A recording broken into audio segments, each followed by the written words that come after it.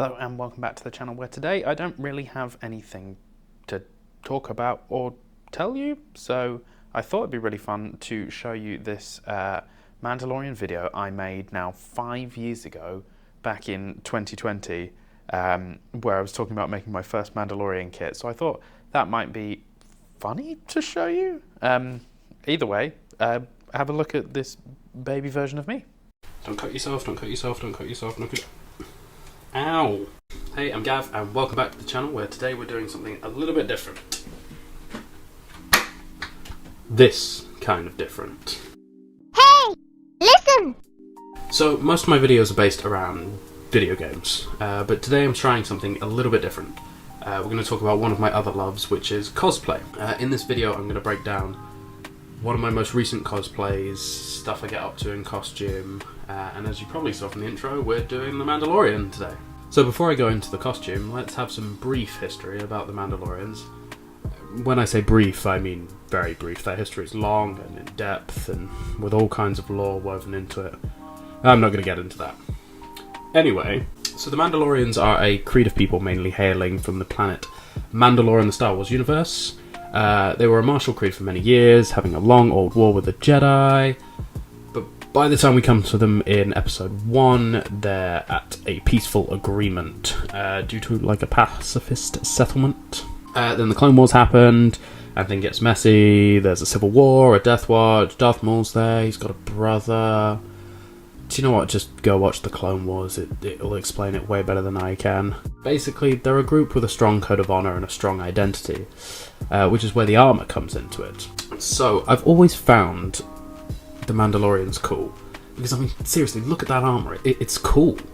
And I was finally convinced by someone to give it a shot for Capital Sci-Fi Con this year, 2020. Now, I've built some costumes before that have taken me a long time, and you know, I've been very happy with them, but I knew this one was going to be a huge task. One of the biggest things about building costumes is just finding the time to work on them and actually also have a job. I like to start my big projects months before a convention, so I give myself plenty of time. Because I hate myself, I gave myself 3 weeks to finish this whole costume before Capital Sci-Fi Con. That was a good idea. Now, just as quickly as I may take all the credit for this, I couldn't have done this without a little bit of help, or maybe a lot of help. A huge thanks to my wonderful Mando brothers and sisters in the EXW clan, more about them later, for answering all my questions, and a big thank you to my pal Roxy, who came in the last minute to help me with the vest while I sort of sat in the corner and panicked. And also a big thank you to Zach, who basically drew my plates for me as well.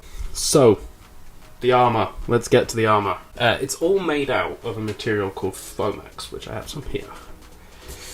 Which is somewhere between like an EVA foam and a PVC plastic, so you can get it super hot and bend it, but when it cools down it's still super rigid. It's really fun stuff to work with. So where do I start? I think we'll start from the bottom and work our way to the top to the fun bits. So just keep in mind that there are a few pieces broken and a few pieces missing, because I'm bad at this.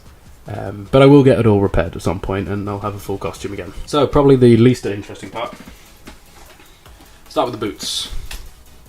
These are just a pair of cheap combat boots I got off Amazon. I use them for literally all my cosplays, just about. And then we just have a Foamex boot cover that slides over the top to cover the lacing, so that it looks a bit more Star Warsy. So after the boots, you've got my two least favourite parts, the shins and the knees.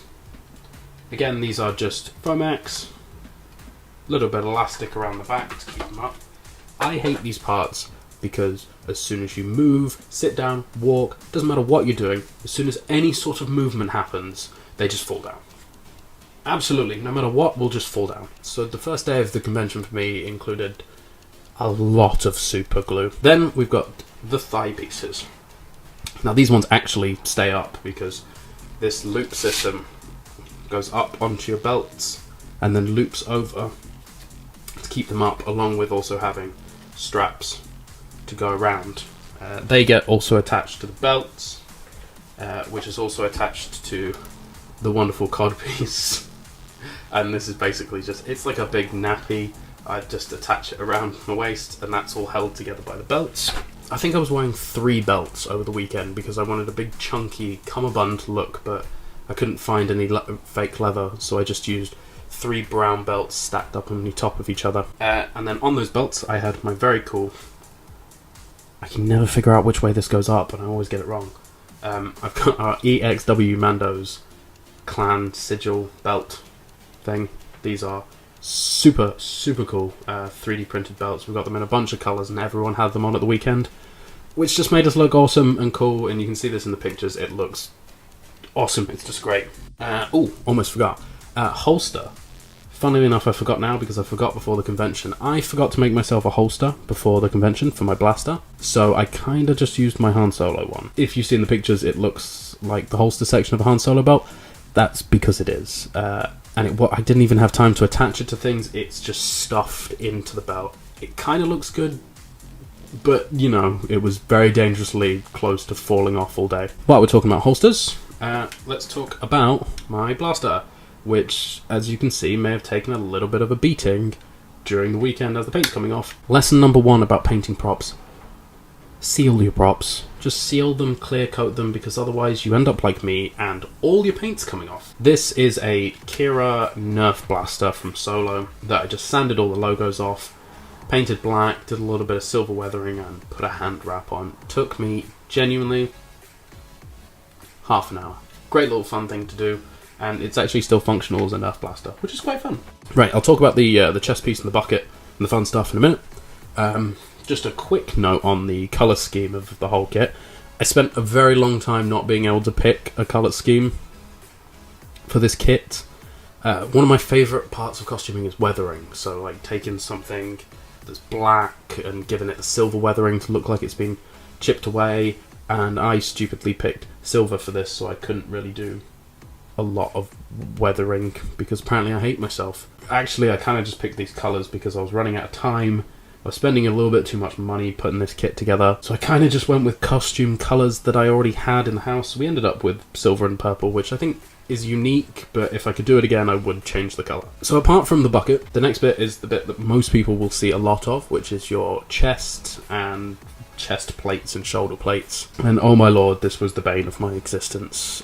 I'd like to say I'm pretty alright at armour building, at painting, at prop making. You give me anything fabric and I really struggle with it. Making the vest was probably the hardest part of the kit. I struggled so much with this that if I'd not had help, it would not have got done. I went with this weird canvas material.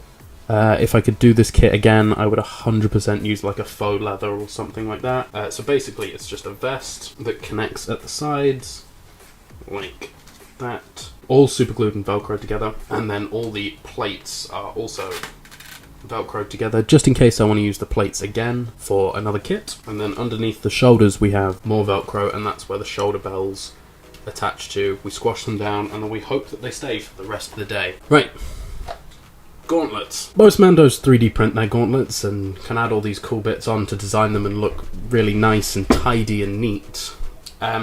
I didn't do that because I did not have time, so I made mine out of Foamex, which is why they don't look fantastic. Put them there for the moment. All I did was get them super hot and then bend them around my arms and burn myself quite a lot and just sort of hope that they held together for the convention. Look, they're not great, but they kind of serve the purpose. They are just sort of a cylinder of Foamex, and then we've tacked on genuinely trash. This is trash that I had lying around. This is an old arm off a bipod from an airsoft gun.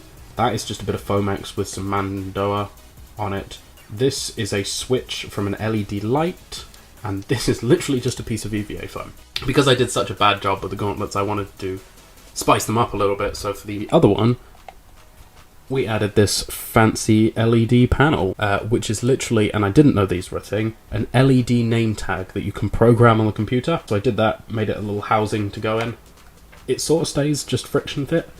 I believe the Mando says a warrior is more than his armor, but I don't entirely remember what this says. But, you know, it definitely gave it some interactive elements to sort of take away from the bad job I actually did with the gauntlets themselves. Just quickly, for gloves, I'm wearing just a pair of cheap tactical gloves that you can find on Amazon for a couple of quid. I was originally going to wear the full-fingered gloves, but we had a super glue incident in the morning of the convention and I stuck my gloves together, so it's a good thing I always bring spare gloves. Honestly, I'm just the worst cosplayer. Finally, the bucket, the fun part.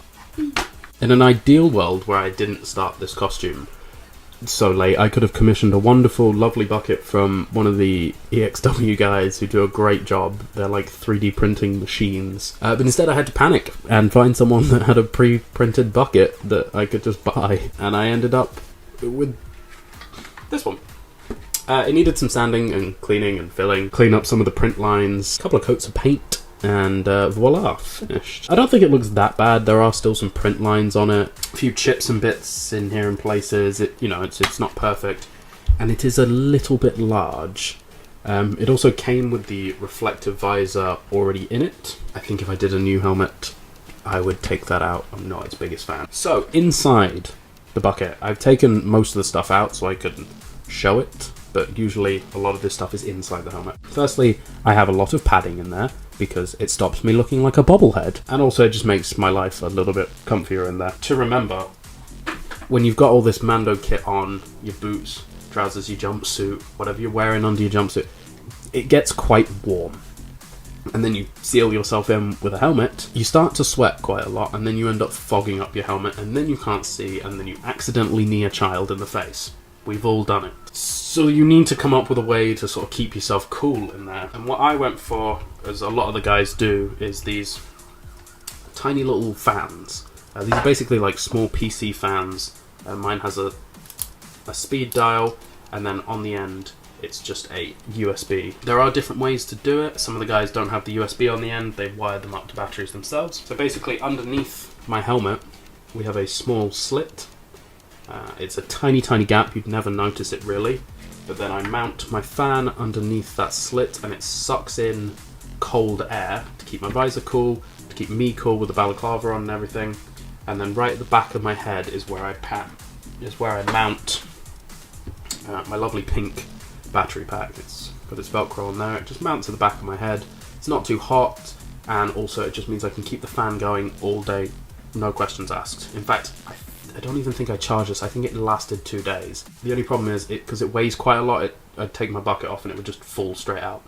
There's a lot of people laughing at me because I was basically just falling apart the whole weekend. Lastly, underneath my balaclava, I have something to help people hear me.